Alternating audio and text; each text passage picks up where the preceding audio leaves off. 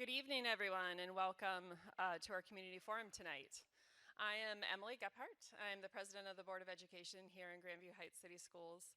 I want to let you know that we're all here to come answer questions and provide some clear and factual information about the proposed future plans for Stevenson Elementary and the K-12 athletic complex, which of course means the area across the street, across 3rd, up to, toward 5th, where the stadium is. That is what we're talking about when we talk about K-12 athletic complex. Our purpose is to inform and educate through a brief presentation and then a question and answer session. To begin with tonight, I would like to introduce my fellow Board of Education members who are with us. They are seated down here right now. When we do the question and answer session, we're going to move up here, but so that you can see the presentation beforehand, we're down here. So first I'll introduce Molly Wasmuth, who's the Vice President of the Board of Education. Just stand up and wave. And then we have members Kevin Gousset, Eric Bodie, and Katie Matney.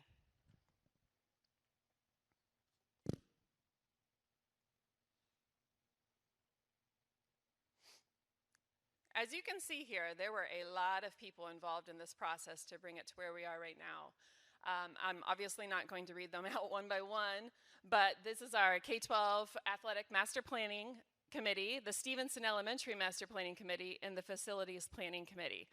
If you were a member of one of these committees and you're here tonight, could you please stand so we can recognize you and see your faces? I know there are more than are standing right now. Thank you guys for volunteering your time to be a participant in these committees and move this process forward. We're excited to share these developments with you and look forward to your input. Our goal is to ensure that you have a complete understanding of these projects and the potential impact on our community. Now I'm going to hand the microphone over to Katie Matney, and she will give you an overview of tonight's purpose and format. Thank you.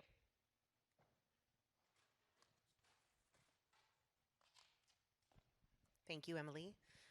Good evening. Thank you all for being here tonight. I know that this is a very busy time of year, and we appreciate you making time to join us. Tonight's event is designed to provide a detailed look at the plans for Stevenson Elementary and the K-12 athletic complex. Our goal is to inform and educate our community by sharing these proposals and answering the questions that you have. Can you turn the lights up just a little bit? I really can't see what I'm reading. And I forgot my readers, so I'm double whammy. This is intended to be a discussion between neighbors. Our board meetings are structured so that when the public speaks, the board is not allowed to respond. And after receiving a few questions about what's going on, we wanted to host tonight so that we had an opportunity to answer your questions. And we've brought some professionals with us who have helped us get to this point, who are also available to you as resources. The Board of Education is considering a $69.5 million bond issue, which would include the following.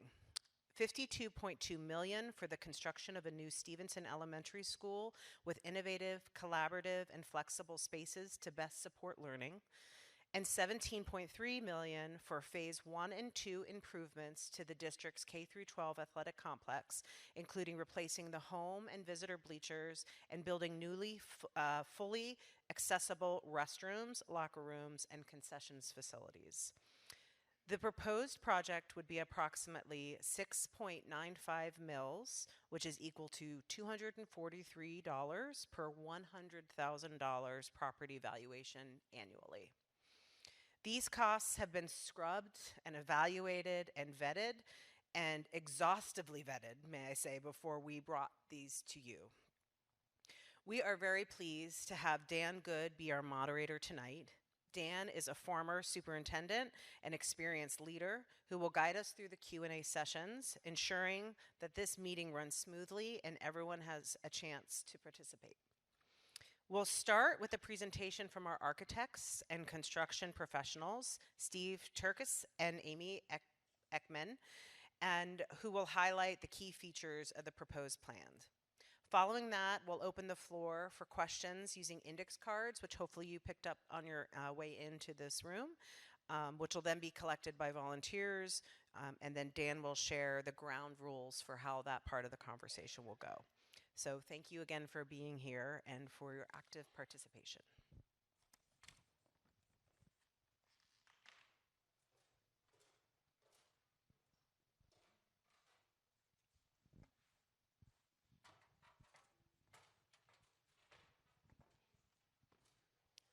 Good evening. All right, our task this evening is to run you through I'm going to talk a little bit about the process. Just shared with you were all the names of the folks that were on the committees that helped develop these plans. On the screen is the process that we used for the Stevenson, the Stevenson elementary school planning process.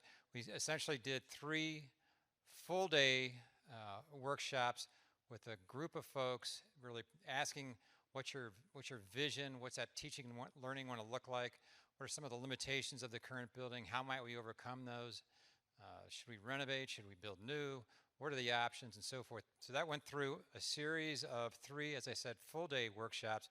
Really started with big picture. By the time we got to the 3rd workshop, we were looking at diagrams.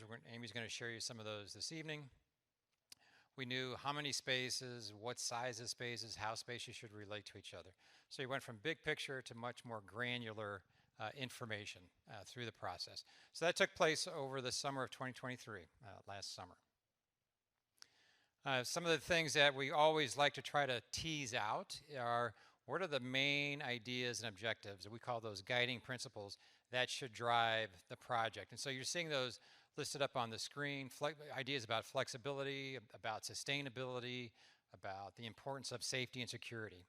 So as we were thinking about those diagrams and the design, these things were always, sort of front and foremost on our minds in terms of the things main objectives that we should be accomplishing. This just shows a little bit of work product from the workshops. On your left are something that we call visual listening. We plaster the walls with images. We ask folks to put dots on green dot, what do you like, red dot on what don't you like. This helps folks that may not have a design orientation or real understanding about space. They can talk to us about, I like the color, I like the way that the daylight comes into this space. I like how it looks like it's a very flexible or collaborative space. We also were talking about, you can see in the center, this diagram that shows core academics, looking at what kind of work should students be doing in your buildings every day.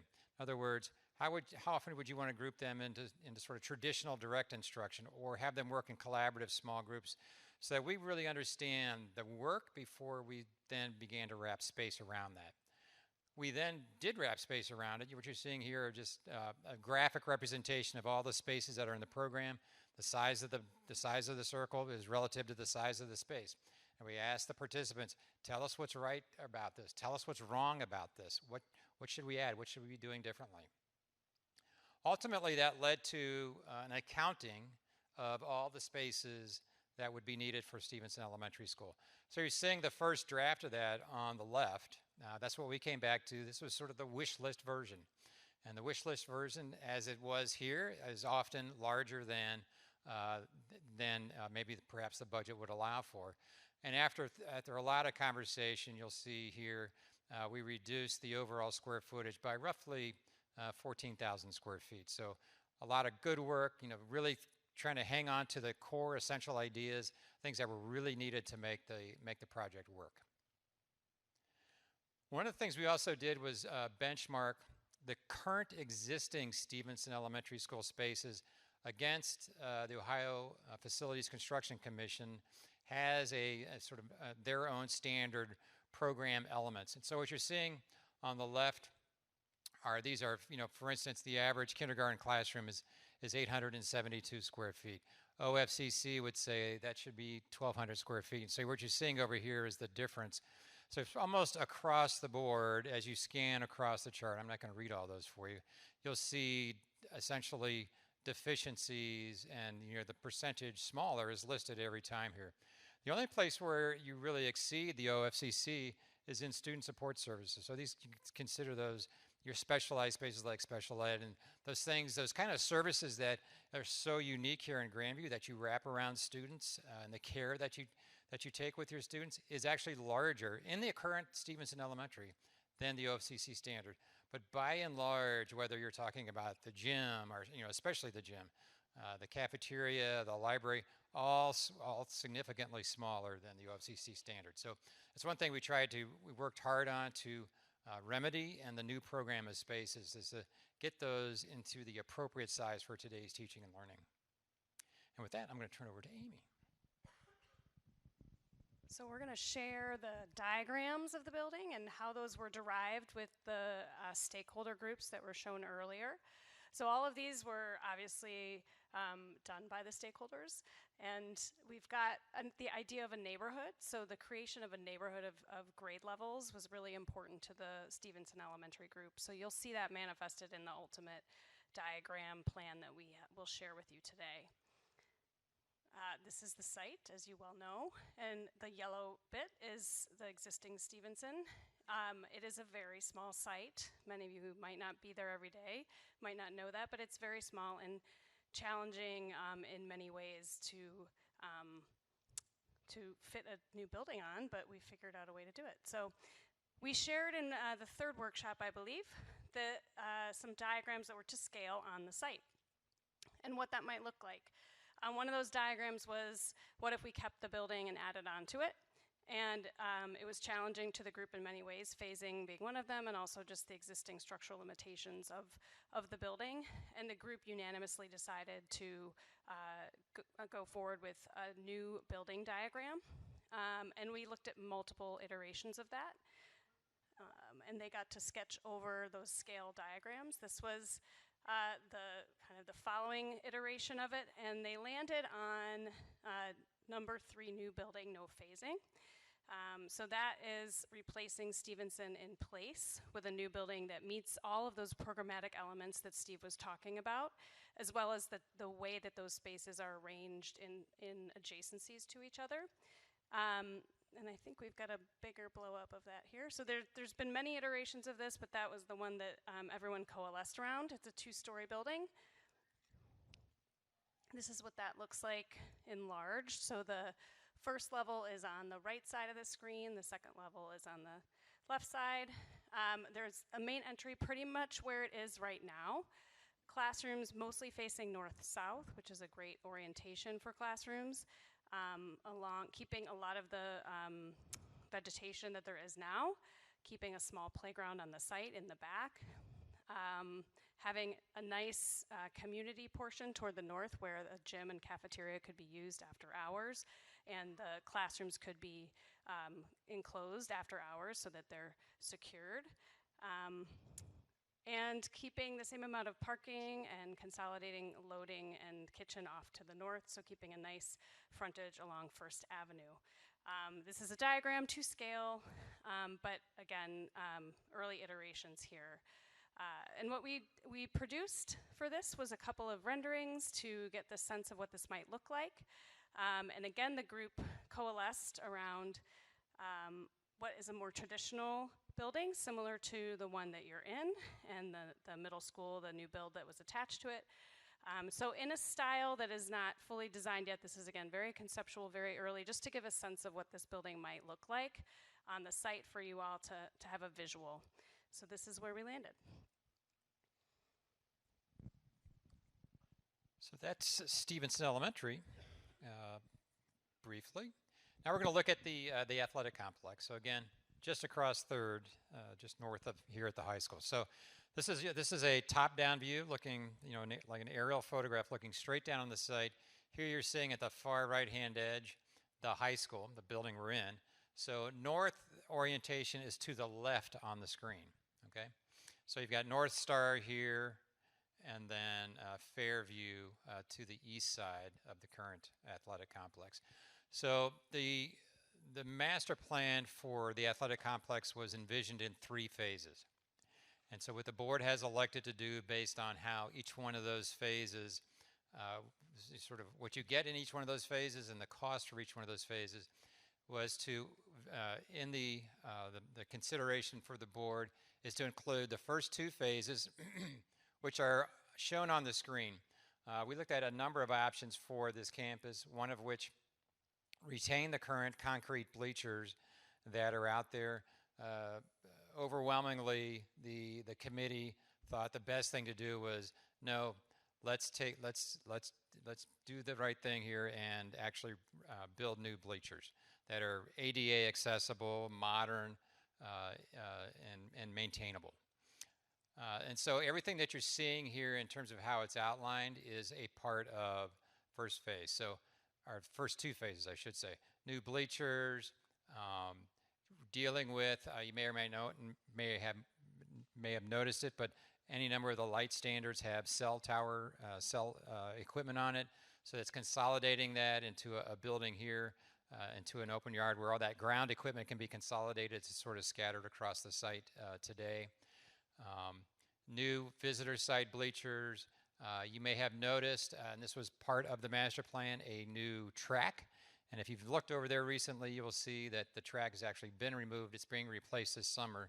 So the cost for that has been removed from the roughly $17 million for the first two phases for the athletic complex.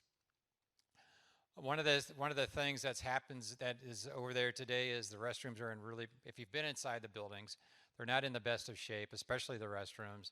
The locker rooms, so we're anticipating new locker rooms below the current or a proposed bleacher, a new locker room building here to try to bring the entire campus, one, into accessibility standards to meet ADA, but also to meet Title IX, so equal facilities for both female and male sports.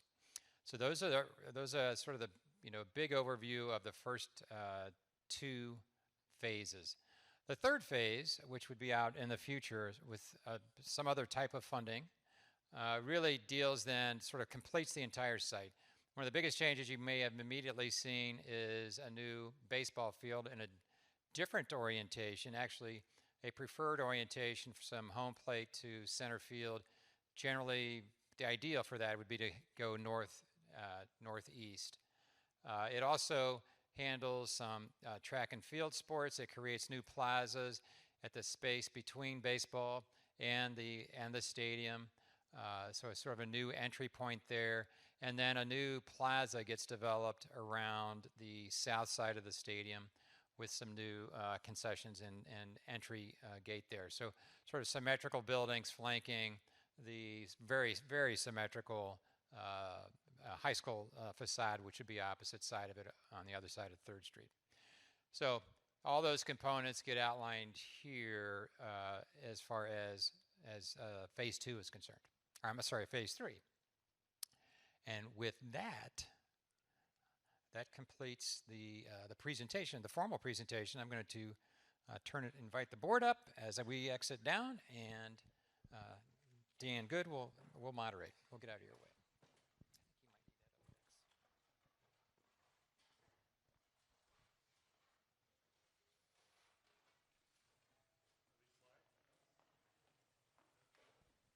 Is this on? There we go. Well, good evening. Welcome. Thank you for coming out this evening, and thank you to the Board of Education, Administration, and the many contractors that are here to hopefully answer some questions and hear your thoughts. You're very, very welcome here. You belong here. This is a board and administration and contractors that care what you're thinking, and that's why we're here this evening. So we're going to orchestrate this in a way where everyone has an opportunity to ask a question or provide input using your card. Jennifer is on the aisle over here. She's going to collect your cards, and we're going to organize them by common themes so that, again, everyone can provide input. We have a diverse selection of questions and topics that our experts will address. And if we don't get to everything, this is a board that is committed to stay as late this evening as you would like in order for your questions or input to be heard. So, and since they don't employ me, I'm happy to hang them out to dry that way. I did have to amuse a little bit when I saw that there was a cell lot on the stadium proposal, because in my mind I'm thinking, oh, this is interesting, so parents can go there and wait on their children like you do at the airport. And then I remembered the state of Ohio just passed a law that causes boards to pass policies about cell phones with the expectation that cell phones are no longer allowed. So I thought, well, we don't need the cell lot anymore. Hopefully someone will put that in their quick Q&A. I think it's important to remember that any perspective is a legitimate perspective because you own that. It's the way you feel about something. And there are times when we're not on the same page, but what's critical is that we have an opportunity to explore the facts associated with those issues. And the best way to do that is if there's something hot on your mind that you begin your question with, help me understand. It's just a safe way to send a signal to the respondent that I'm not there. I'm not in the same place as you are. And maybe there's something I don't know. Maybe there's something you don't know. But could you help me understand how you got to that? Another way to do it is to start your question with, tell me more about. Because then, again, you're using the benefit of the doubt that maybe you don't have all the information or maybe they don't have all the information. This is not a place to make a point about something. It's a place to explore the facts associated with the proposals in front of you. The last is, if you have an idea, a nice way to start that is to put, may I throw this on the table and have you respond? Maybe you see something that makes a lot of sense. You know, where's the heliport in all of this? And so may I throw that on the table and have the experts respond to that? So help me understand, tell me more about, and may I throw this on the table and have you understand? You could even use initials if you want, but it's in the spirit of those kinds of queries that we're trying to find common understanding and explore what it is that we don't know and make certain we're all on the same page as we move forward. So, do you need more time to write questions while I blab? You got a bunch already, so are these ordered already, or? They're pretty much. Yeah. Okay, so, and you feel free to go ahead and jot down things while people are responding to this. So, what is the square footage of the new Stevenson building, and what do you propose to be the cost per square foot? I imagine that goes to an architect or a builder.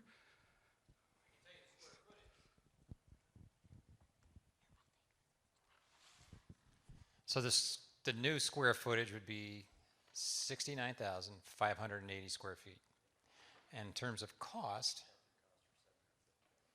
roughly, so when we talk about, it's important, there's an important distinction here between what you pay a contractor and what it actually takes to get a project to go from the beginning to the very end, right? So we generally break costs down into two broad categories. One we call hard costs, that's kind of what you pay the contractor, and then there's a whole other category called soft costs. So that might be things like technology, furniture, paying us architects and engineers, modulars, to do the modulars, to allow the students to be off-site for a year. That's all included in the soft costs. So bottom line is roughly around $750 a square foot, if you just look at it purely based on square footage of the building. And so this question probably goes to the same group. Why was the 3-story option ruled out? Or was it? Or were there 4 stories? There was never 4 stories. I think ultimately the planning worked out more advantageously in the 2-story building, which you may or may not have noticed how the classrooms were clustered around that one end of the building, allowed all the classrooms at a grade level to have sort of, if you've been in the middle school here, you'll see classrooms clustered around sort of an open collaboration space. The 2-story building allowed that to happen much more naturally, and I think to the folks who are on the committee, the 2-story building with the pitched roof just felt like the more comfortable scheme. I will also share that we briefly touched on it. We did another community engagement session, I believe it was on January 24th, if I've got that date right, where we showed both the 2-story scheme, we showed the 3-story elevation, and the response then from the community was, we really like the 2-story option better. So it wasn't just the committee, there was some community input in the desire to go to a 2-story option. And the difference between the playground, I'm getting verbal cues here from my partner, was basically in the same general range. One of the priorities was to try to get as big a playground on the Stevenson site as possible. Now they've got the park right across the street, as you know, but to keep, let's say, can we keep kindergartners on that side of the street? Between the 2-story and the 3-story, it may seem a little contradictory, but the playgrounds were just about the same size. Should I hang on to this? Or is Yeah, please do. So the way we sorted these is we put the facility, the building project itself questions together. So we'll do those first, then we'll move on to where students go during the construction. And then there were some questions about finance as well. So that's kind of how we've grouped them at this point. There may be some outliers there. So this is next. It's is it already set in stone that Stevenson is only a K3, or is it possible to go to a K4 or a K5? And will the support staff still get the extra space? Well, that's a good question, but I don't think it's an architect question. Is it? Let me ask a question again.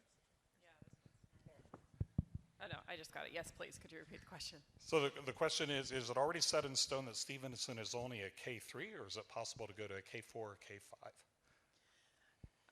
You know, that question wasn't directly broached during the process. The Larson, as everyone knows, we just opened recently the new Larson Middle School, which was always envisioned to be a 4 through 8 building. So in this process, you know, I believe that the thought was always that Stevenson would remain a K3. I mean, with that said, one can never project what the future would hold. But I don't believe that the committee ever envisioned changes to the grade bands that we have right now. And the other piece of the question on that card was about the support services space. Would it continue to be as large as it was? And I believe we saw that answered on the graphic you put up there. In fact, it will be, if not expanded somewhat. So they're giving me a thumbs up, because I just kind of made that up, and I thought, well, we'll see if it's right. Will there be a sensory room similar to the new middle school? They're also saying there will be a sensory room. So good. So far, we're batting well. Construction timeline. This is on, let's see, 6 cards here. Kind of what is the timeline? Where will the temporary space be? Are we going to bring in mobile homes? That's what it says.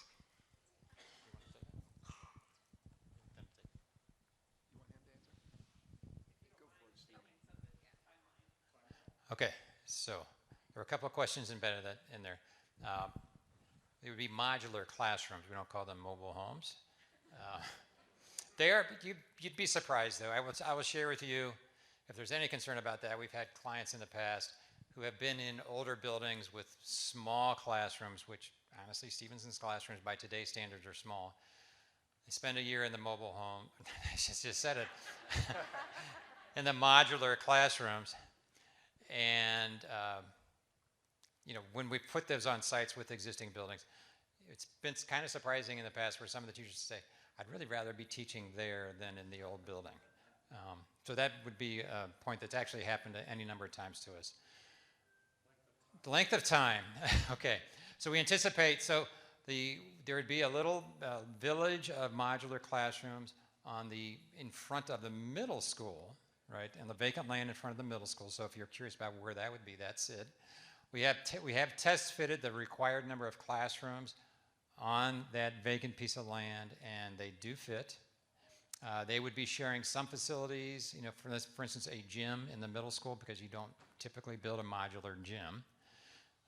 And there might be some cafeteria or lunch functions that might be leaning on the existing buildings for it as well. Length of time, we're anticipating the summers on either side, and one full academic year to take the building down and to build the new Stevenson.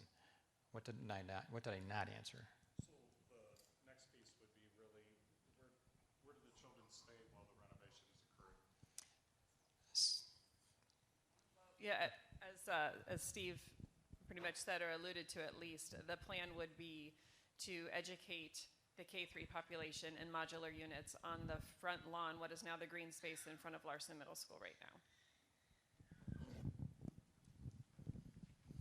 And there were a lot of questions about what a mobile classrooms look like, and if you've not seen any recently, it would be worthwhile to maybe, if it's a burning question for you, to get online and take a look at them.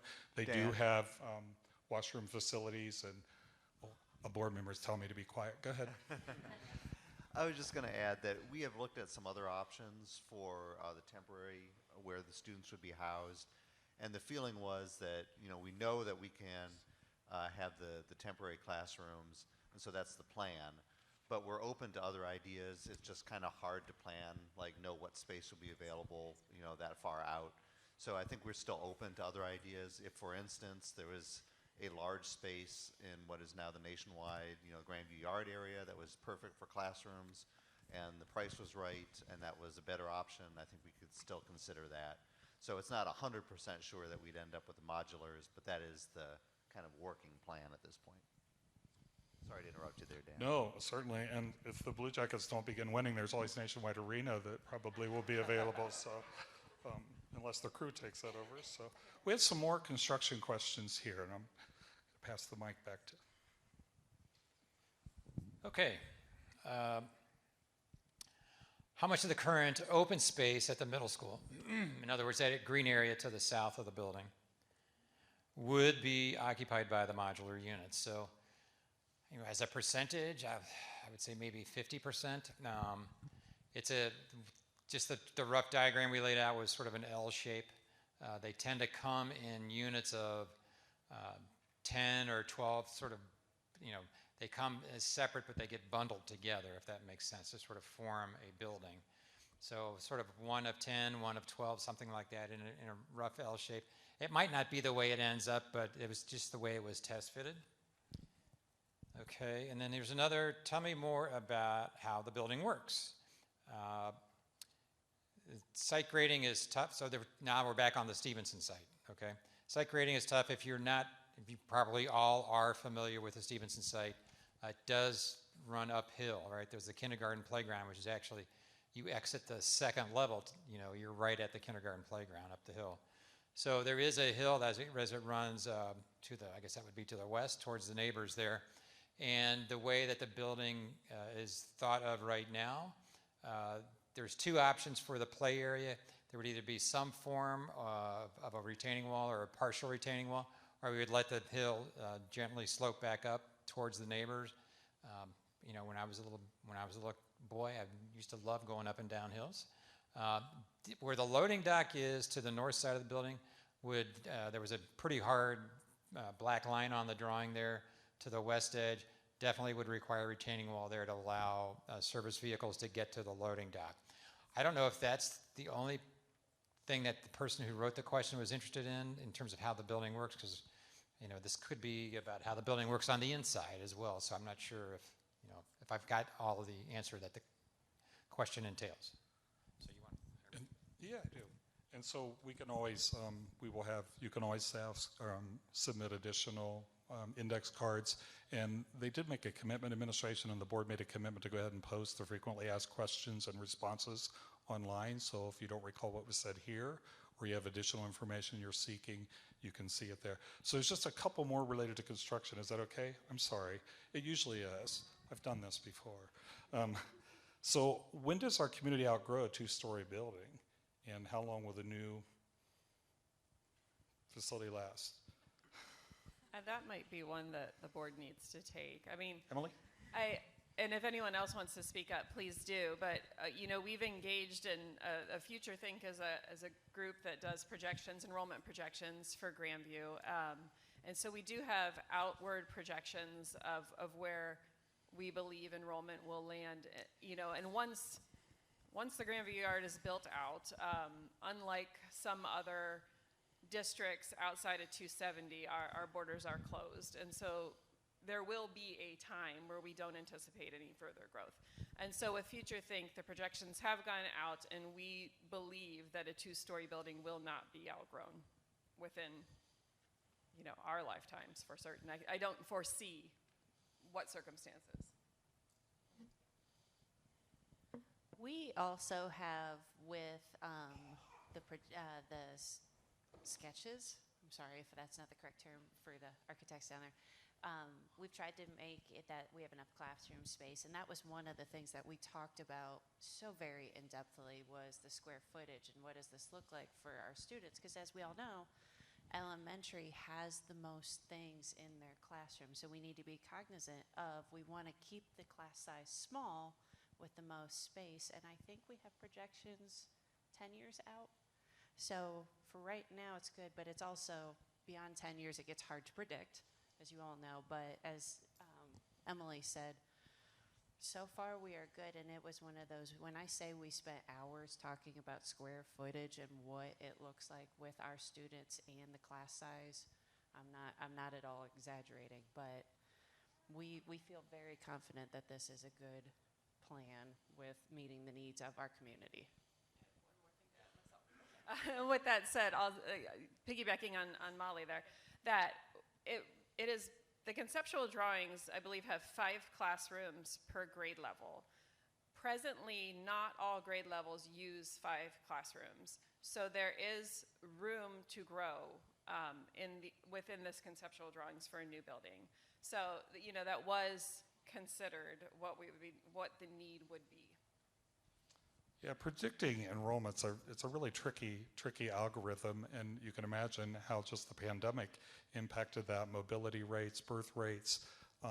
Even when we look at city council acts to grant abatements, et cetera, those all impact who's going to live where. And so Grandview is a very attractive community. I wouldn't agree to come here to do this tonight if I thought you weren't. But it's good to know the board's done their due diligence in this regard. But again, there are things that can occur that can change all that, and it's good that the board is prepared for expansion if necessary. So we're going to shift to process a little bit. We had some questions about how were participants chosen to be part of the work groups.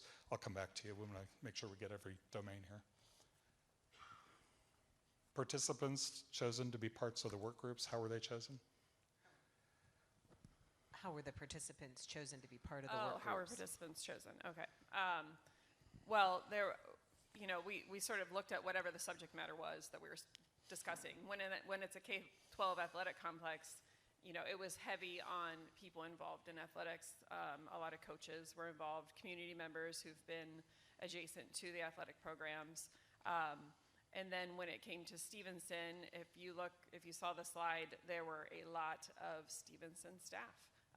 The PTO president was there, some other, I believe it was the PTO vice president. But people who've been heavily involved in Stevenson, there's always board members involved as well, of course, and administration. And then for the facilities planning, we essentially sit down and try to get a broad representation of the people in this community based upon their age, their children's age, maybe they don't have children, whether they're in the school district, whether they've graduated from the school district, alumni, where you live, within, you know, be it near Stevenson, in the Grandview Yard, in Marble Cliff, near Grandview Avenue. The goal is just to have the most diverse representation in every aspect. Good response. So you kind of answered this question, what role do the teachers play in developing the plan, and do they like it? I can, yeah, they played it, as Emily just shared. They were on the planning committee, and the principal, Lisa, who's here tonight, they played a big role in what they needed because we want them to be able to deliver the educational product the way that they like it. Good. And along that same line, it said, well, tell us a little bit more about how the building works. Site grading is tough. Are you accounting for, are the grade level neighborhoods to allow teachers to focus and departmentalize? So.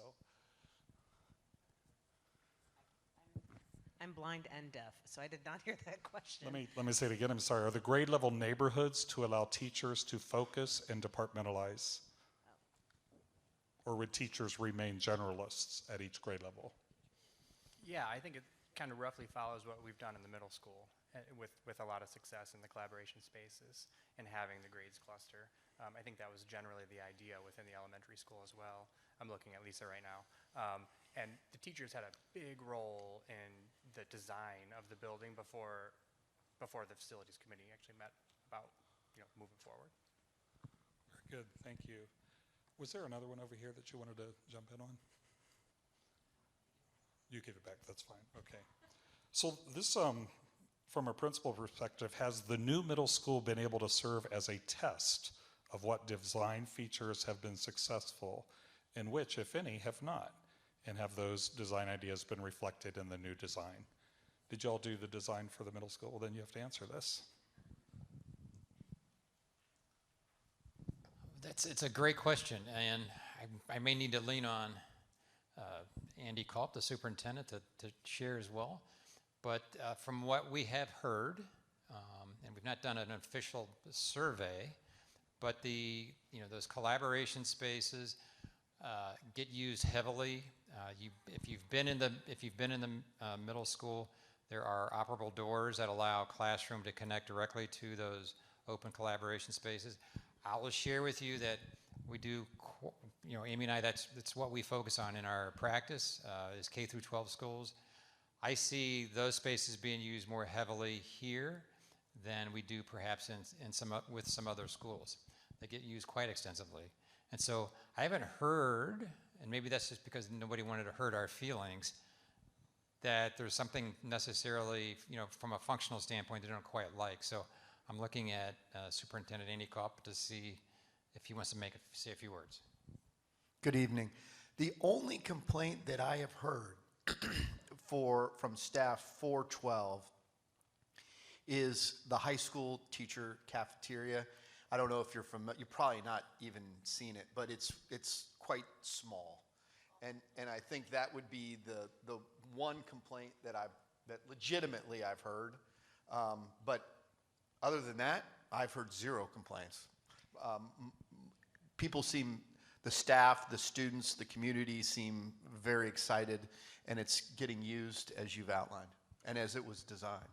I would add too that when we had conversations about what we hoped for Stevenson, we said many times that we wanted it to be the same standard that we set for the middle school and the high school, so that the building was on par, so kids would grow from Stevenson to Larson to the high school in a very similar building. Great. This is a good question in light of Columbus and their proposal to perhaps consolidate and close buildings.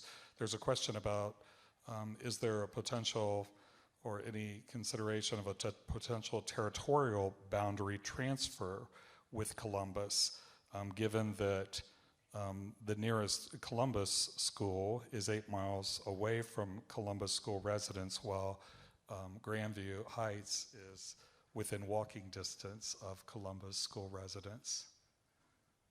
I could just say that no, that is not a consideration right now. Right now, as most of you know, the Grandview City Schools taxing district is completely in line with those of the Village of Marble Cliff and the City of Grandview Heights, and we don't anticipate changing that. Quick aside, when we proposed closing Brookhaven High School when I was superintendent there, we had a community forum such as this, only it was a packed house.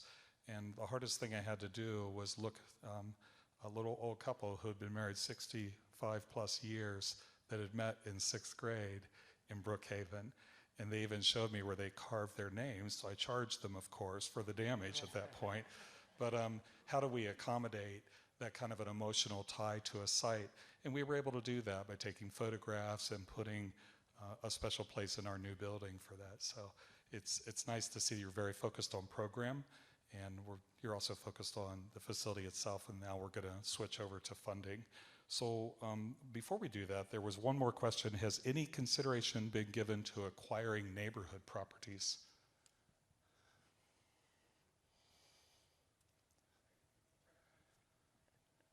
I'm sorry, similar, to my previous response, no. Essentially, we consider our district boundaries to be those in line with Marble Cliff and the City of Grandview Heights. And so to that end, we don't anticipate acquiring additional districts adjacent. Someone offered up a pantry and Huntington Bank. So just so you're aware. Okay, I'm sorry. So that does, yeah, that changes a little bit. I thought we were talking about residential properties. Both and. But yeah, that was discussed as a part of the process for the K-12 athletic complex. That idea did come up, Paul's and Huntington Bank. It's not as though those are for sale. So I mean, it's purely theoretical. But it was an idea of to extend, because obviously those are the only parcels that are in that block outside of our district property. So yeah, in an ideal world, I think a lot of people would love for that to happen, but that was not included as a part of the design, obviously, for a number of reasons. I mean, primarily cost being a large one.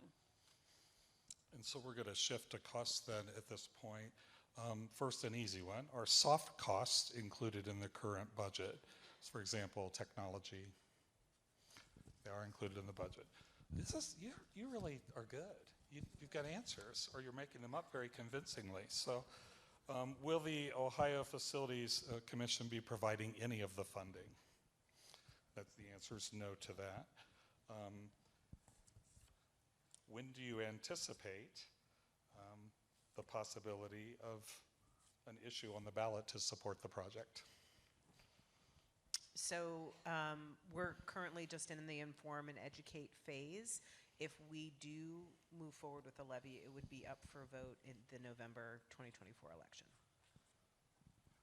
Very good.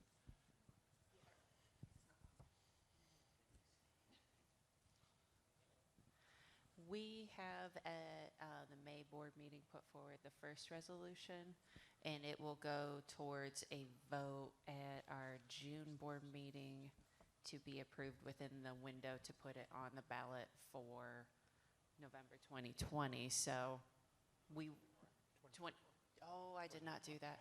2024, sorry. And I speak for all five of us, please give insight, input as we are considering these resolutions to put it on the ballot. We had another kind of facility question come in afterwards. Did you want to take a shot at that? It wasn't entirely clear what the question was, so.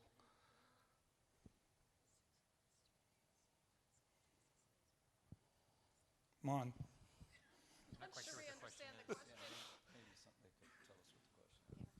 So I'll try to read it, and then maybe whoever wrote the question can help.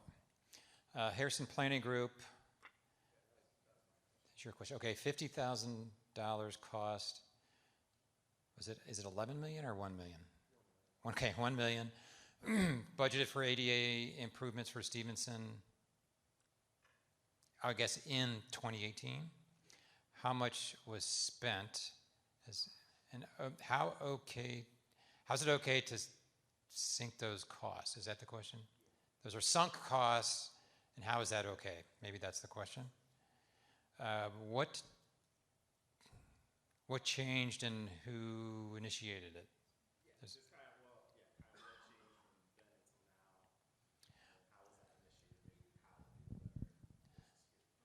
Okay, well, I do know that some.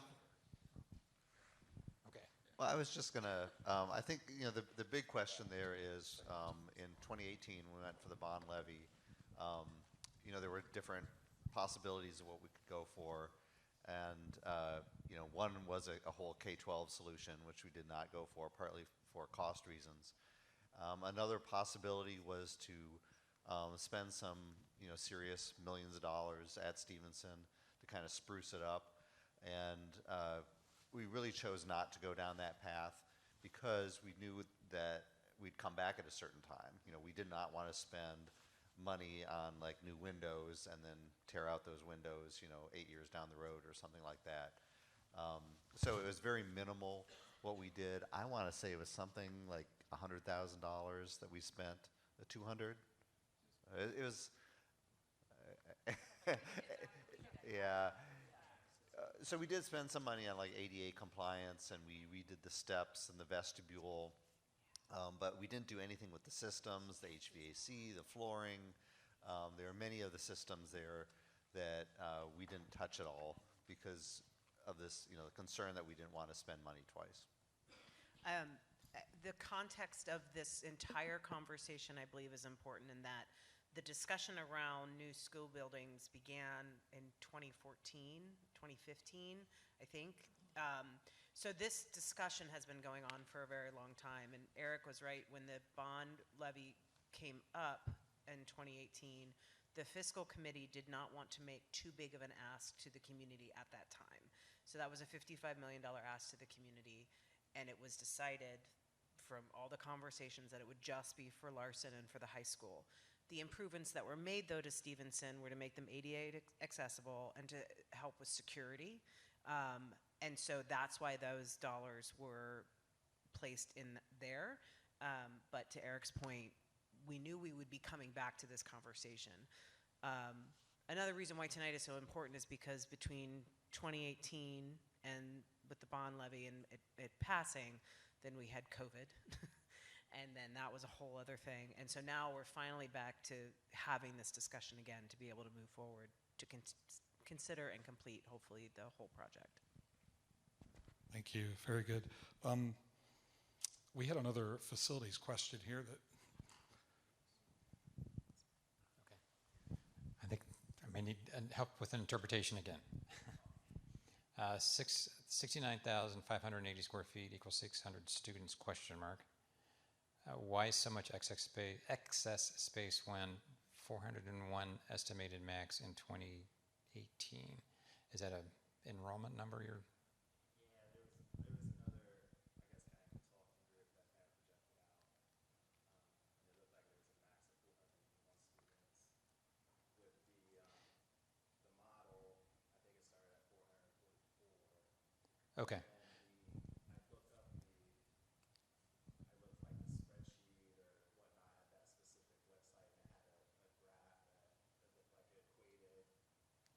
Okay. What?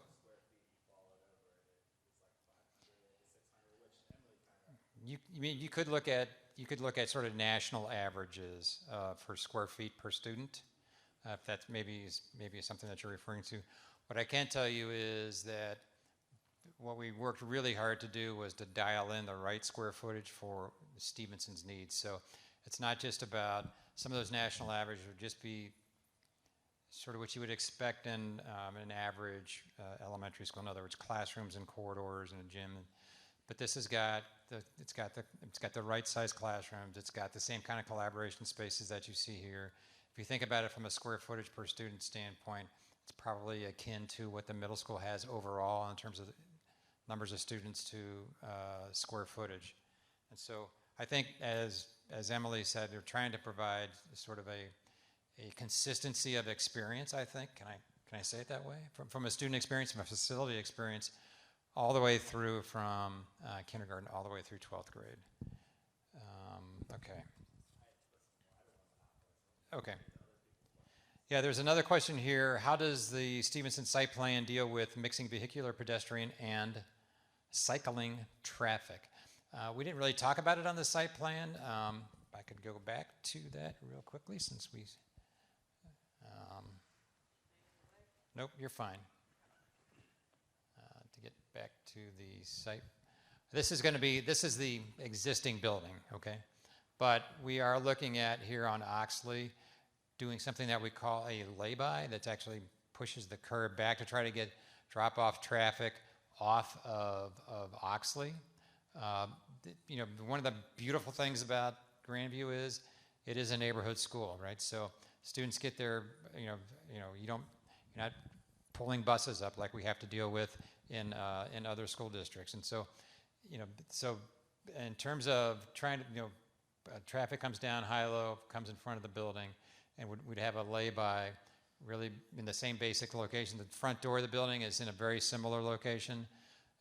And so we did have meetings with the city in terms of the possibility of changing some traffic patterns, and they feel very comfortable with what you have now in terms of street orientations, one-way, two-way, that type of thing. And so those kind of things really didn't go any further than those conversations with the city. You do have the site is, as Amy mentioned, it's a smaller site. But it's not an uncommonly small site in a community that is of the age of Grandview, right? When the building was first built back in the 1920s, not an uncommon size site for a school, for an elementary school. I don't know if that addresses the question or not, but yeah. If you don't want my clicker, you want that. You take that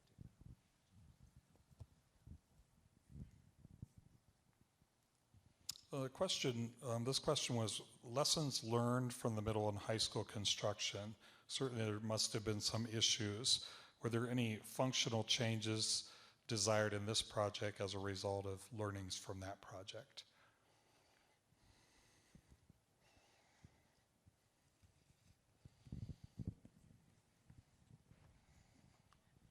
I can attempt to answer that to piggyback on what Andy had said previously.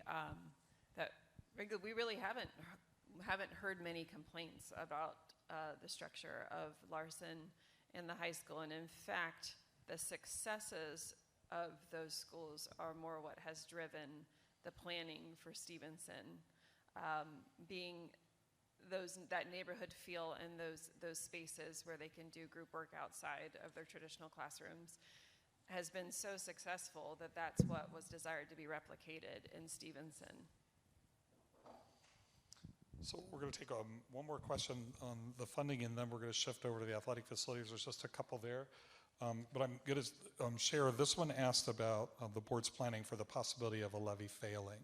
But we're really prohibited from having that conversation because we step right over that line into deliberation, and that's prohibitive when we're in a public meeting like this. So it's an appropriate conversation for a formal board meeting, but not for this forum. So we have the question, though, so we know it's important to you, and we'll make certain that the board has that to respond to in the formal setting.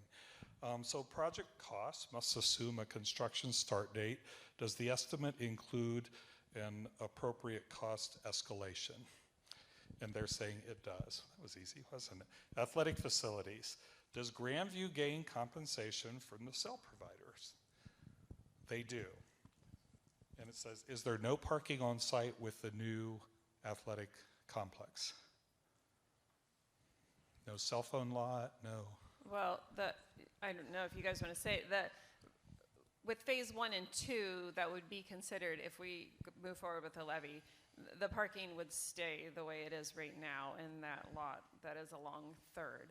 It's in phase 3 that there would be changes to parking, and that would not be included as a part of this levy, but rather instead, as if any of you have read the FAQs, it's being deliberated. Should a levy go on the ballot and succeed, it would be considered for funding with new revenue that we anticipate coming from the construction of the AEP substation over on 5th Avenue and Dublin Road.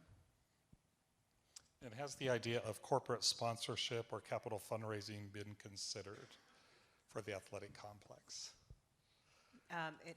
It has not been part of the discussion, but I don't think there's anything preventing that from happening, and so that's something to be thought of in the future. Very good.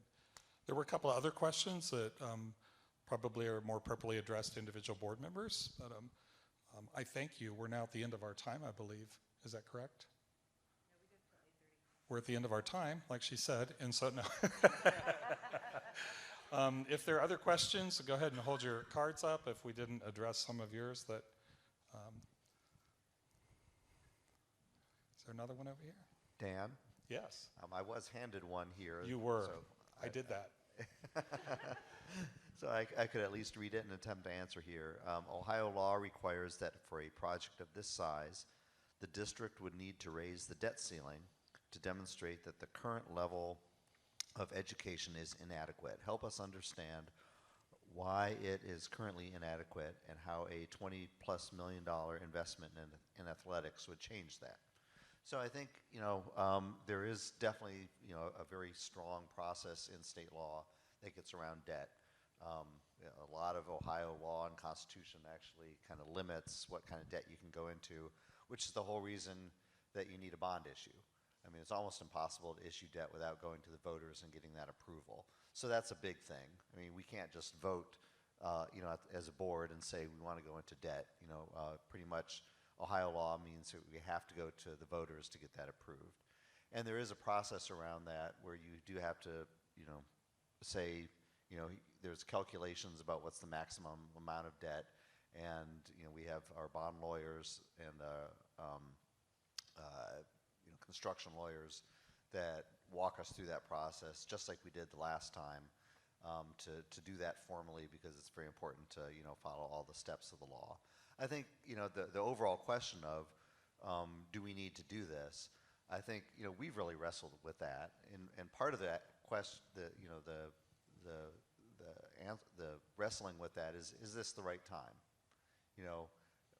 Could we go another 2 years or 4 years or 20 years and not doing anything with Stevenson? And I think, what we have looked at and come to a consensus is that we really do think that it is important to do this now, partly because Stevenson is very old. And so just from a pure perspective of mechanicals and windows and flooring systems and all of that part that goes into a building, we all live in Grandview and Marble Cliff, so we know what old houses are like.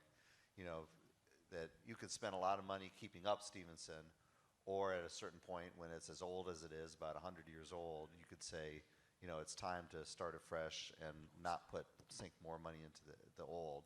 But I think even, just as important is the educational adequacy.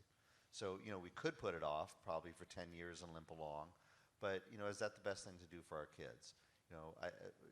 Big thing for me is just thinking about the classroom space and very small rooms with very noisy air conditioning systems and heating systems. And, it's just not a very good place that's conducive to the education that we want our children to go through at this point.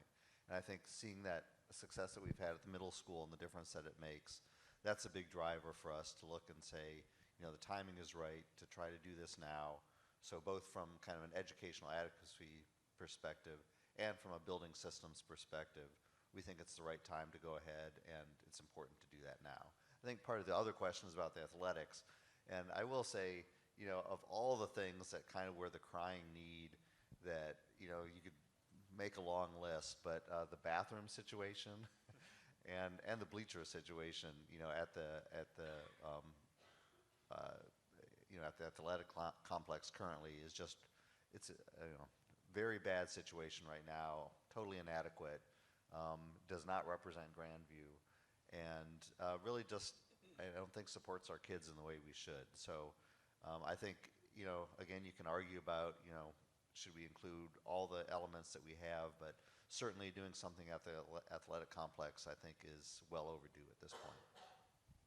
Are the bathrooms better or worse than the Ohio stadiums? They're probably worse than Ohio Stadium. That's kind of the standard, isn't it? So, there was the question about why now, and you did answer that, I believe. One more question. Do we have an estimate of the deferred maintenance cost at this point? There's a belief it was nearly $50 million in 2018, and how is that estimated? Is this something you want to answer, or we need to? I don't know the cost of the deferred maintenance off the top of my head.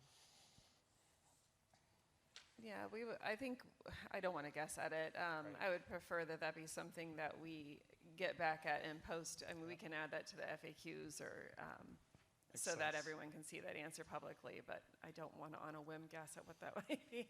But yeah, there was a deferred maintenance estimate that was done in 2018. I'm not sure if I can't remember if we revisited that for this and inflated it or not. So we'll get back. I would suspect you did. So yeah, I'm going to bring up the superintendent because we really haven't heard from him this evening, and he was gracious enough to invite all of us to attend this meeting. So, Andy, do you want to say a few words? Well, just on behalf of the Board of Education, I want to say thank you. Thank you for making time. Time's one of the most precious commodities we all have, and I appreciate you finding time in all of your busy schedules to be here tonight. I know I speak for the board when I say we really earnestly want your feedback. We want your questions, and only then can they ultimately make the most informed and best decision possible for the future generations of our students and community. So again, thank you very much for finding time in your busy schedule to be here. I will say that we also do have a QR code and a handout that Ms. Head in the back will hand you if you so choose. And if you use that QR code, you can send or ask even additional questions. Sometimes if you're like me, you might not think of the question that you want to ask, but you do the next day or 2 days later or a week later. And so it is our intent to continue the conversation via the QR code that Ms. Head has, and it will send you to, I think it's a Google Doc, and you can ask the question and it auto-fills to Beth and myself and I think board members. Yeah, and also want to say for all of us, that same postcard has the email addresses for all 5 board members on that. And we sincerely mean it when we say, please do not hesitate to reach out to us, ask questions. Glory of a small community is you see us on the street, stop us. You know, we'd be happy to talk. And it's a two-way street. We want to hear what you're thinking in addition to what your questions are. So please, you know, bring that to us. We would love it, and we really are appreciative for those that came out tonight. Thank you for your time. There are no refreshments. Yes, sir.